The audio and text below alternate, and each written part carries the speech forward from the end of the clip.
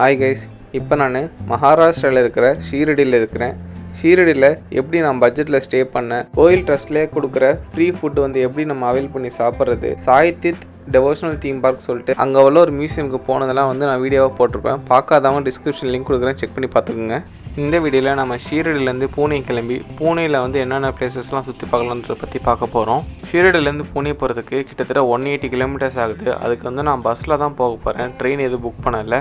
Shirdi bus ஸ்டாண்ட்லேயே time keeper place தனியாக வச்சுருக்காங்க. அங்கே நீங்கள் இங்கிலீஷில் கேட்டாலே பஸ் எங்கே வரும் அப்படின்ற மாதிரி சொல்லிடுவாங்க. நம்ம இப்போ பார்த்திங்கன்னா ஷீரடியிலேருந்து பூனே போகிறதுக்கு பஸ் ஆன்லைன்லேயே புக் பண்ணியாச்சு.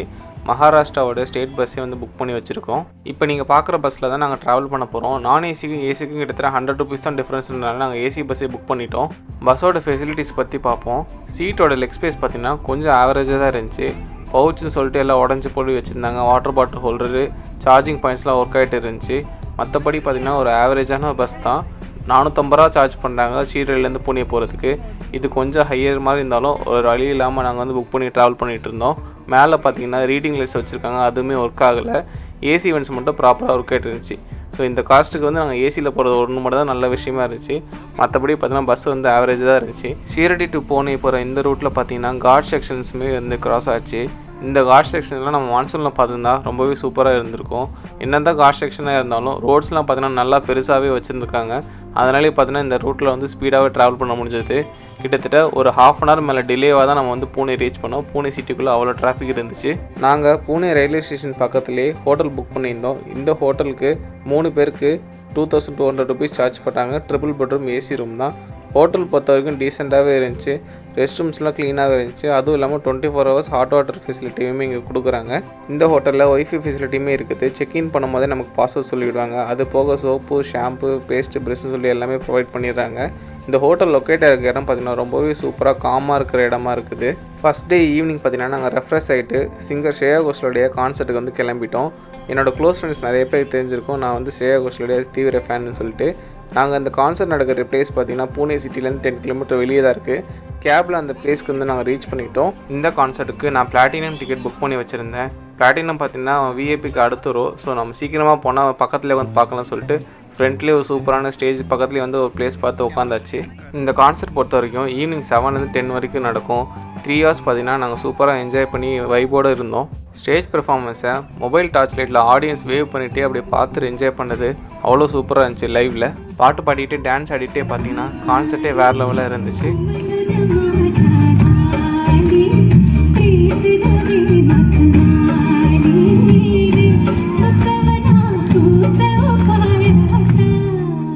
ஒரு கட்டத்து மேலே ஆடியன்ஸுமே எல்லாருமே எழுந்து நின்று ஆட ஆரம்பிச்சிட்டாங்க. நாங்களும் பார்த்தீங்கன்னா அங்கே இருக்க சாங்குக்கு ஏற்ற மாதிரி லைட்டாக சின்ன மூமெண்ட்ஸ் போட்டு ஜாலியாக என்ஜாய் பண்ணிகிட்டு இருந்தோம். கான்சர்ட்டோட எண்டில் பட்டாசுலாம் வெடித்து ஒரு விழா கோலமாக இருந்துச்சு பார்க்குறதுக்கு.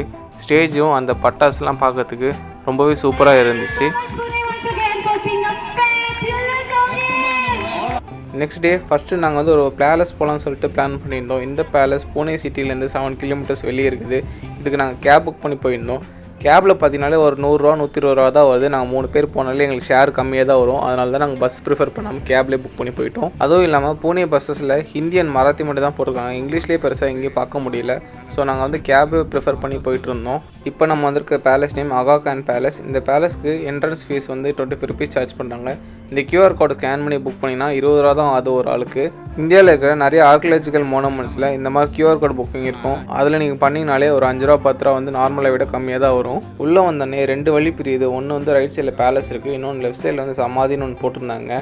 இந்த பிளேஸ் பொறுத்த வரைக்கும் ரொம்பவே சூப்பராக இருந்துச்சு. க்ரீனரியாக பார்க்க முடிஞ்சது நிறையா நம்மளால். ஃபஸ்ட்டு நாங்கள் போன பிளேஸ் தான் சமாதி. இந்த சமாதி யாருதுன்னு பார்த்தீங்கன்னா கஸ்தூர்பா காந்தி, அதாவது காந்தியோடைய ஒய்ஃபோடையது. இந்த பிளேஸை பொறுத்தவரை இண்டிபெண்டன்ஸ்க்கு முன்னாடி காந்தியோட ஒய்ஃபும் காந்தியோட செக்ரட்டரியும் ஹவுஸ் அரெஸ்ட் பண்ணி வச்சுருக்காங்க. காந்தியோட செக்ரட்டரி 1942 அப்போ ஹார்ட் அட்டாக்ல இறந்துட்டார். அதுக்கப்புறம் 2 years கழிச்சு பார்த்தீங்கன்னா காந்தியோட ஒய்ஃபும் இறந்துட்டாங்க. ஸோ அவங்களோட நினைவாக இந்த இடத்துல பார்த்தீங்கன்னா அவங்க சமாதியை வச்சுருக்காங்க.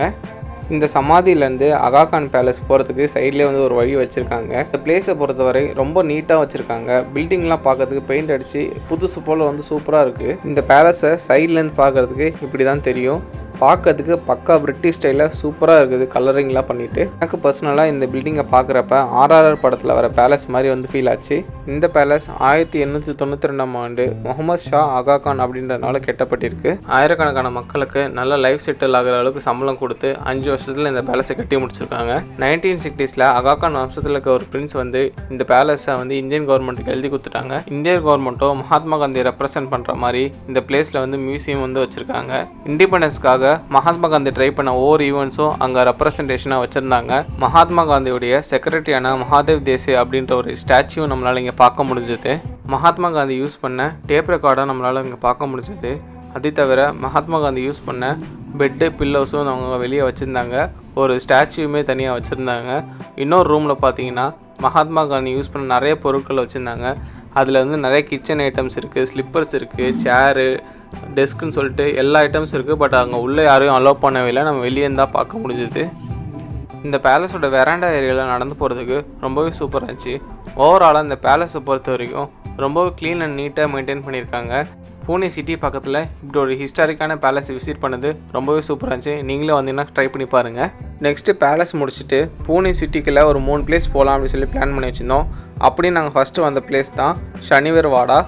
வாடாக்கு மீனிங் பார்த்தீங்கன்னா பெரிய ஹவுஸ் அப்படின்ற மாதிரி அர்த்தம். அந்த காலத்தில் வந்து அரசர்கள்லாம் பூனேயில் வந்து நல்லா பெரிய பெரிய வீடாக கட்டி வந்து இருந்திருக்காங்க. இதோட என்ட்ரன்ஸ் டோரே பாருங்கள், முள்ளாக வச்சு எவ்வளோ ஒரு சூப்பராக வச்சுருக்காங்கன்றது. இந்த ஷனிவர் வாடாவோடைய என்ட்ரன்ஸு ஒரு ஆளுக்கு 25 rupees சார்ஜ் பண்ணுறாங்க.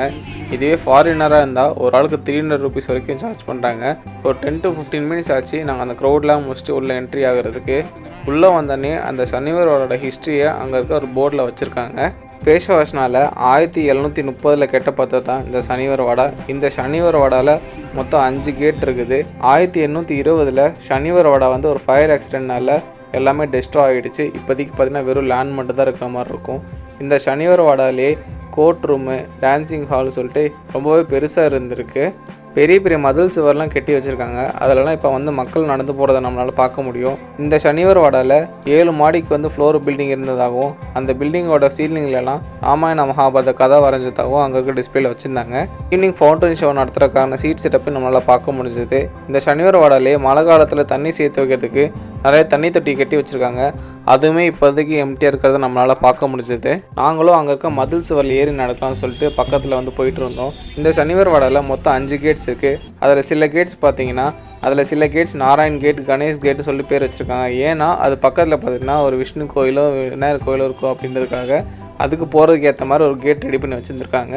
பூனே சிட்டியோட எக்ஸாக்ட் சென்டரில் இருக்கிறது தான் இந்த சனிவர் வாடா. இதை சுற்றி பார்த்திங்கன்னா வெஹிக்கிள்ஸ் போகிறத நம்மளால் இந்த மதில் சுவர்லேருந்து போகிறத பார்க்க முடியுது.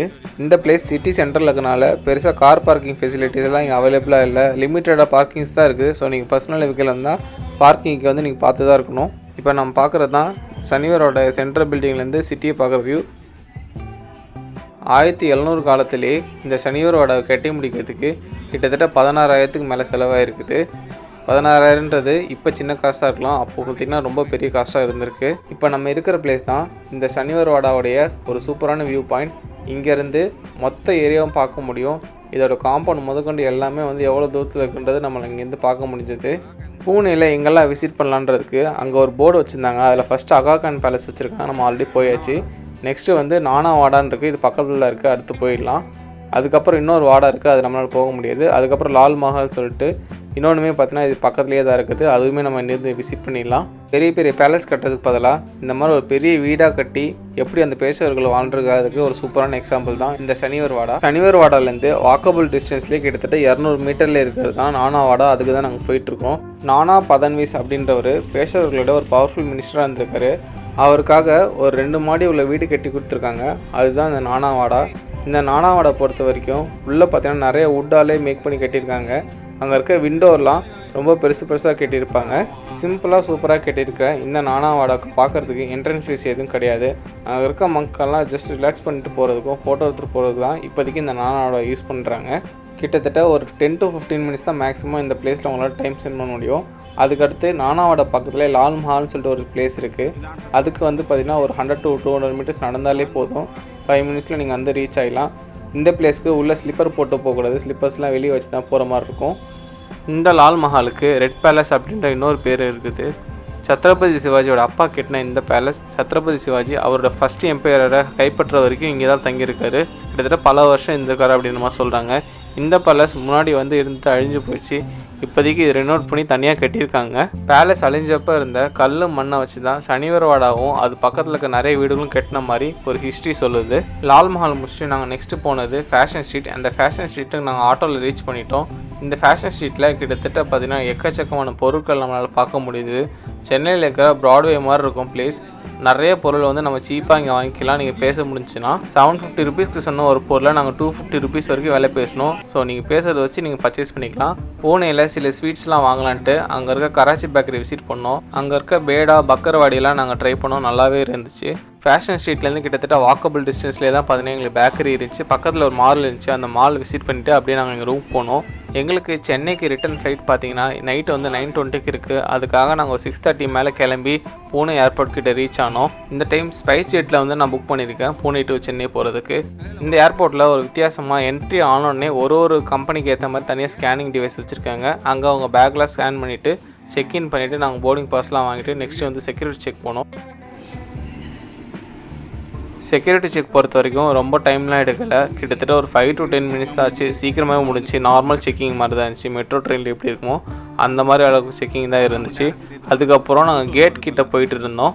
பூனே ஏர்போர்ட்டை பொறுத்த வரைக்கும் ரொம்பவே சின்னதாக தான் இருந்துச்சு. கிட்டத்தட்ட சென்னை ஏர்போர்ட் மாதிரி தான் இருந்துச்சு. பட் வந்து அந்த ரூஃபோட ஹைட்லாம் வந்து ரொம்ப கம்மியாக இருக்கிறதுனால கொஞ்சம் வந்து கசகசன்னு இருக்க மாதிரி ஒரு ஃபீல் கொடுத்துச்சு. நம்ம ஃப்ளைட்டுக்கான போர்டிங் டைம் வந்தப்போ நமக்கான கேட்டை மாற்றி விட்டாங்க. நம்ம ஃப்ளைட்டு வந்து வேறு இடத்துலேருந்து இங்கே பூனே வந்துட்டு அதுக்கப்புறம் இங்கேருந்து சென்னை போகிற மாதிரி வச்சுருக்காங்க. நம்ம ஃப்ளைட் பார்த்திங்கன்னா கிட்டத்தட்ட ஒரு 8:45 போல் தான் இங்கே ரீச்சே ஆச்சு. அங்கே இருக்க பேசஞ்சர்ஸ்லாம் இறக்கி விட்டுட்டு அங்கே இருக்க லக்கேஜெலாம் டீபோர்ட் பண்ணிட்டு மறுபடியும் நம்மளோட லக்கேஜஸ்லாம் போர்ட் பண்ணிவிட்டு நம்மளை வந்து ஆன்போர்ட் பண்ணுறதுக்கே கிட்டத்தட்ட லேட் ஆக்கிட்டாங்க.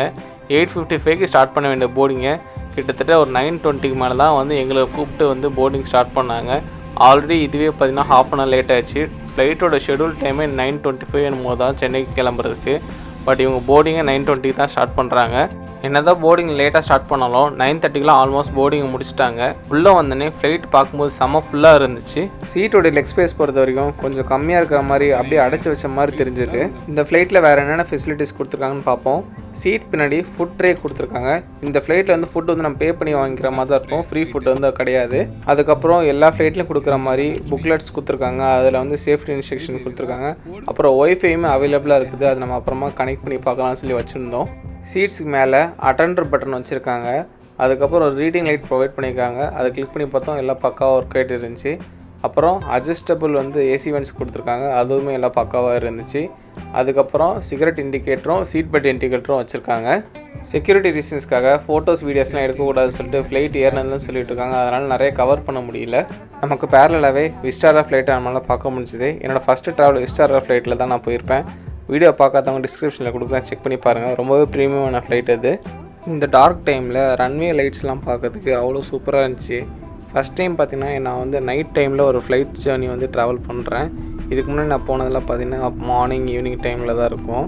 நைட் டைம் வந்து ஒரு ஃப்ளைட்டை வந்து டேக் ஆஃப் பண்ணி அந்த லைட்ஸோடு வந்து சிட்டியை பார்க்கறதுக்கு ரொம்பவே சூப்பராக இருந்துச்சு. எங்களுக்கு ஃப்ரண்ட்டில் வந்து சீட் கிடச்சிது, 5வது ரோ கிடச்சிது. அதனால் வந்து சைடில் இன்ஜினோட சவுண்டே ரொம்ப டிஸ்டர்பன்ஸாக கேட்டுட்டு இருந்துச்சு. ஸோ ஃப்ரண்ட்டில் வந்து மோஸ்ட்லி வந்து நீங்கள் டிக்கெட் புக் பண்ணும்போது வந்து செலக்ட் பண்ணாமல் இருந்துச்சுன்னா அவாய்ட் பண்ணுங்கள். நாங்கள் ரேண்டமாக செலக்ட் பண்ணதுனால வந்து எங்களுக்கு வந்து 5th ரோவே வந்துருச்சு. ஃப்ளைட்டு கிளம்பி கொஞ்சம் நேரத்துலேயே நாங்கள் வந்து ஃப்ளைட்டில் உள்ள இன்டர்நெட் எப்படி ஒர்க் ஆகுதுன்னு செக் பண்ணலான்னு சொல்லிட்டு அந்த QR கோடை ஸ்கேன் பண்ணோம். ஸ்கேன் பண்ணோன்னே பார்த்தீங்கன்னா ஒரு பேஜுக்கு போச்சு. அந்த பேஜ் வந்து நாட் ஃபோன்னே வந்துச்சு. ஆக்சுவலாக அந்த பேஜில் போய் தான் நமக்கு லாகின் டீட்டெயில்ஸ் ஏதாவது கேட்பாங்கன்னு நினச்சோம். பட் அந்த பேஜே வந்து ஒர்க் ஆகவே இல்லை. சென்னை இறங்குனதுக்கு தான் அந்த பேஜ் வந்து ரீலோட் ஆச்சு. ஃப்ளைட்டோட ஸ்பீடு பொறுத்த வரைக்கும் மேக்ஸிமம் 800 km/h வரைக்கும் போச்சு. நம்ம ஃப்ளைட்டோட ஷெடியூல் டைம் நைட்டு 9:25க்கு பூனேலேருந்து கிளம்பி 11:15 போலலாம் வந்து சென்னை ரீச் ஆகும். இந்த ஃப்ளைட்லேயே இருக்கிறதுல ஒரே ஒரு நல்ல விஷயம் பார்த்தீங்கன்னா இந்த சீட்டு ரொம்ப கம்ஃபர்டபுளான சீட்ஸ் இருக்குது. அதுலேயும் சைடில் சாஞ்சிக்கிற அளவுக்கு வந்து கெப்பாசிட்டி வந்து கொடுத்துருக்காங்க. நல்லாவும் பார்த்தீங்கன்னா வந்து சாய முடிகிற அளவுக்கு இருந்துச்சு. ஃப்ளைட்டில் பைலட் கேபினுக்கு சைடில் உள்ள ரெஸ்ட் ரூம் தான் இப்போ வந்திருக்கும். ரெஸ்ட் ரூம் பொறுத்த வரைக்கும் சின்னதாக காம்பாக்டாக நீட்டாக வச்சுருக்காங்க. எந்த ஒரு குறையும் சொல்ல முடியாது. எல்லாமே பர்ஃபெக்டாக இருந்துச்சு. 11 o'clock நம்ம சென்னை ரீச் பண்ணிடலாம்னு சொல்லிட்டு ஃபஸ்ட்டு பைலட் சொல்லியிருந்தார். அதுக்கப்புறம் ஏர் டிராஃபிக்னால வந்து ஃப்ளைட் அகைன் வந்து கோ அரவுண்ட் பண்ணிவிட்டு 11:15 போல் தான் எக்ஸாக்டான ஆன் டைமுக்கு தான் வந்து ஃப்ளைட் வந்து லேண்ட் ஆக ஸ்டார்ட் ஆகிடுச்சு. இந்த ஃப்ளைட் ஜர்னி பொறுத்த வரைக்கும் லிட்ரலி ஒரு டவுன் பஸ்ஸில் ஏறி இறங்கினா எப்படி இருந்துச்சோ அந்த மாதிரி தான் இருந்துச்சு. ப்ராப்பராக எந்த ஒரு இன்ஃபர்மேஷனும் இல்லாமல் ஃப்ளைட்டோட கேட் சேஞ்ச் பண்ணது, ஃப்ளைட் வந்து லேட்டாக கிளம்புனது, எதுவுமே வந்து இன்ஃபர்மேஷன் வந்து சரியாக ப்ரொவைட் பண்ணாமல் இருந்தாங்க. பட் பார்த்தீங்கன்னா ஆன் டைம் வந்து சென்னை வந்து ரீச் பண்ணிட்டாங்க. ஸ்பைஸ்ஜெட் பொறுத்த வரைக்கும் ஒரு ஓகேஷான எக்ஸ்பீரியன்ஸாக தான் இருந்துச்சு. இது வரைக்கும் நான் 4 தடவை வந்து ஃப்ளைட் ட்ராவல் பண்ணியிருக்கேன். 4 ஏர்லைன்ஸில் பார்த்தீங்கன்னா இதுதான் நான் 4ஆவது ரேட்டிங் பண்ணுவேன். நம்மளை இறக்கி விட்ட பிளேஸ்லேருந்து ஸ்பைஸ்ஜெட் பஸ் மூலிமா நம்மளை வந்து கேட் கிட்ட ட்ராப் பண்ணாங்க.